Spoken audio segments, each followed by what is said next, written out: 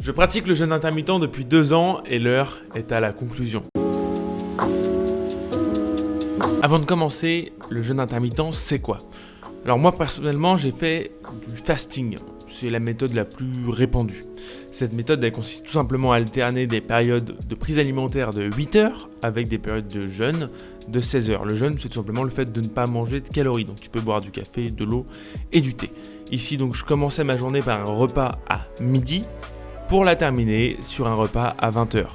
Tout le reste du temps, je ne consommais donc aucune calorie. Tout simplement. Il m'a accompagné pour tous mes objectifs récents. Et franchement, le bilan était plutôt sympa. Ça m'a permis de faire plusieurs choses. Premièrement, de manger plus, toujours plus. Bon, c'est vrai que quand tu t'entraînes 12 heures par semaine, ça permet d'avoir un gros volume alimentaire, ce qui est plutôt sympa quand t'es gourmand comme moi. Mais surtout, ça m'a permis de développer ma discipline. En réalité, pour rien te cacher, il y a 2 ans, j'étais quasiment incapable de sauter un repas. En réalité, le fait de ne pas manger me stressait. J'avais un peu cette peur du manque de nourriture, mais de façon un peu fort quoi. En plus de ça, le jeûne intermittent en tant que tel, il a pas mal d'aspects plutôt sympas dans sa manche. Notamment 2 qui moi m'ont marqué particulièrement. Le matin, lorsque je travaillais, j'avais une meilleure concentration. Ça c'est le premier point. Le deuxième, ça a été justement ce travail par rapport à la relation que j'avais à la nourriture. J'ai réussi à m'en détacher, à me dire, écoute, c'est pas grave si tu sautes un repas. C'est pas grave si tu manges pas à des heures fixes.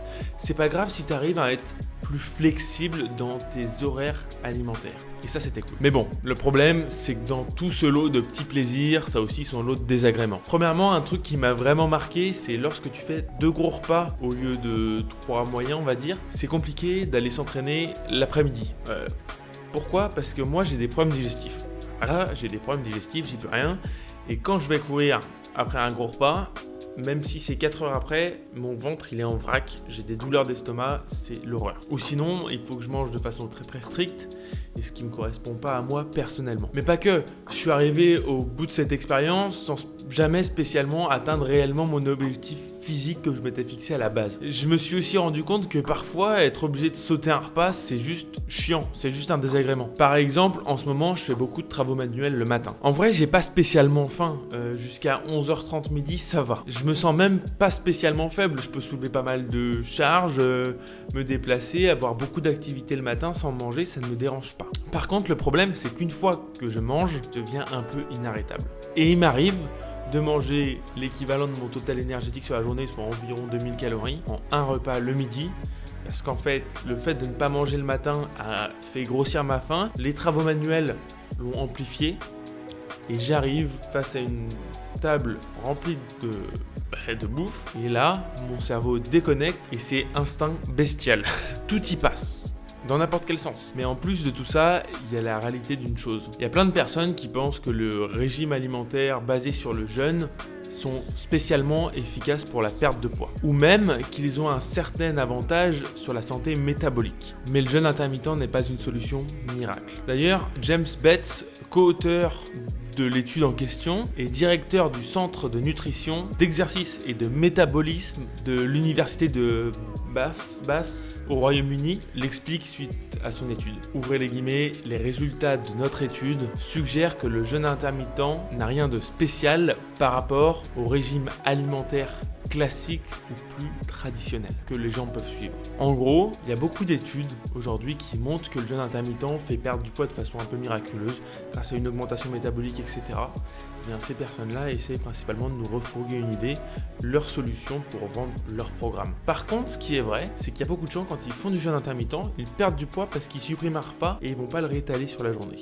Et donc dans ces cas-là, ça va créer un déficit calorique normal et donc une perte de poids classique. Mais c'est pas grâce au jeûne intermittent, le jeûne intermittent n'est qu'une méthode qui te permet de t'alimenter d'une façon ou d'une autre. Point. Bref, l'heure est au changement. Après avoir réfléchi durant des centaines d'heures d'entraînement solitaire, une chose m'est venue à l'esprit. J'adore l'alimentation flexible. Tout simplement, le fait de pouvoir manger des choses qui me font plaisir, qui sont bonnes pour ma santé, mais sans spécialement avoir de cadre. En fait, tout simplement essayer d'être le plus proche d'un accord parfait entre mon ventre et ma tête.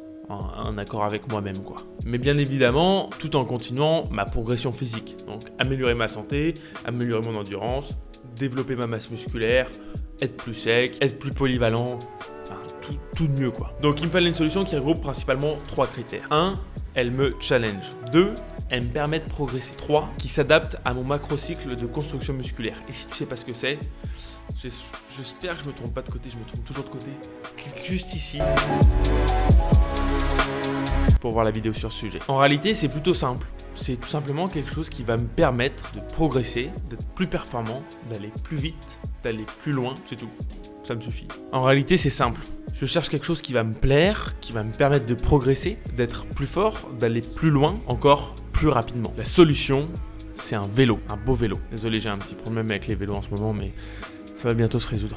Bref, la solution, c'est de reprendre une alimentation qui va être cette fois-ci plus conventionnelle, tout en augmentant mes apports énergétiques journaliers, ce qui n'est pas spécialement très intuitif. Car j'ai besoin de relancer la machine. Et pour cela, on va lui donner de quoi aller plus vite. On va simplement partir du postulat que pour être en meilleure forme, j'ai déjà besoin d'être en forme. Et pour ça, je vais, dans un premier temps, essayer de retrouver mon physique. Donc soulever un peu plus de poids, reconstruire ma base musculaire et augmenter mon apport énergétique pour favoriser la construction de masse musculaire, mais aussi pour stimuler mon organisme, tout simplement pour le relancer à plein régime. Un peu comme le mode sport sur une voiture. Pour relancer la machine, je te présente mon plan. Le plan, il est facile. On se base sur 2300 calories, ce qui est pour moi mon niveau normalement de maintien pour me maintenir en termes de poids et pouvoir un petit peu développer ma masse musculaire. Au niveau des repas, 3 repas. Matin, midi et soir, pas de collation parce que ça me fait chier. Et surtout, pour moi, c'est plus pratique de fonctionner comme ça. Ensuite, PLG, c'est protéines, lipides, glucides. Au niveau de ma répartition calorique, le matin, je vais essayer de manger entre 300 et 400 kcal parce que j'ai pas besoin de manger beaucoup, tout simplement. Le midi, environ 700 calories parce que souvent, c'est autour de là que va se jouer le plus gros de mes entraînements. Et le soir, 1200 calories de pur plaisir. J'aime manger beaucoup le soir, j'aime bien me coucher avec le ventre bien plein. Donc on va faire en sorte que ça se passe tous les jours. Au niveau des protéines, 160 à 180 grammes, soit environ 2 grammes par kilo de poids de corps, ce qui est conventionnel pour quelqu'un qui fait pas mal de sport. Lipides, on va être aux alentours des 1 gramme, plus ou moins 60 à 90 grammes. Voilà, on reste aux alentours des 75-80 grammes.